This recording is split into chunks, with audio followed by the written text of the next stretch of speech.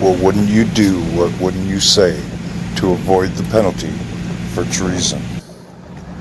Remember the raid on the compound that supposedly held Osama bin Laden? Turns out it was all a hoax. Information is being released that the Obama administration knew that Osama bin Laden was being looked after by the Iranian government, who was giving him safe haven in Iran. They were intending on making bin Laden's death political so that Obama could get a second term. But somewhere along the way, the Iranian government hatched a plan to extort the U.S. and the Obama administration. They supplied information to the U.S. government saying that he was in the compound that SEAL Team 6 raided, but the reality of it is he really wasn't there. He was still in Iran at the time the operation took place. What makes it really interesting is that our least favorite political candidate, Hillary Clinton, was involved in launching the operation, right under Obama's nose without his permission or consent at the time, leading me to believe that she was involved in the double cross in the first place, or more than likely it wouldn't have played out that way. SEAL Team 6 was already on the way to the compound when Obama was finally informed of the operation.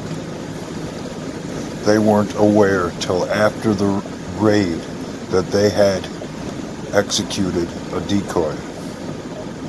That's why there were never any DNA tests done.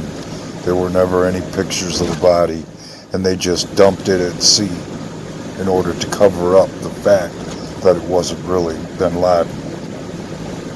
Then, shortly after, all the press releases were made, all the stories had been written, all of the praise that had been put onto Obama for a job that didn't get done. The Iranian government put the screws to the Obama administration. They demanded billions of dollars, or they were going to expose the whole thing.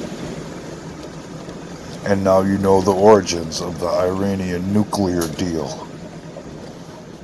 According to the information, $2 billion were sent back to the U.S. to cover up and pay off those who were involved. There's no place like home. According to reports, this is documented and confirmed information that have sent ripples of panic through the entire Democratic Party and those associated with it. Because Hillary herself has said on more than one occasion, if she goes down, they go down.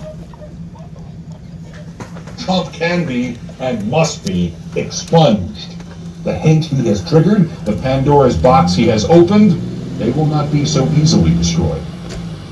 So, let us brace ourselves. The task is twofold.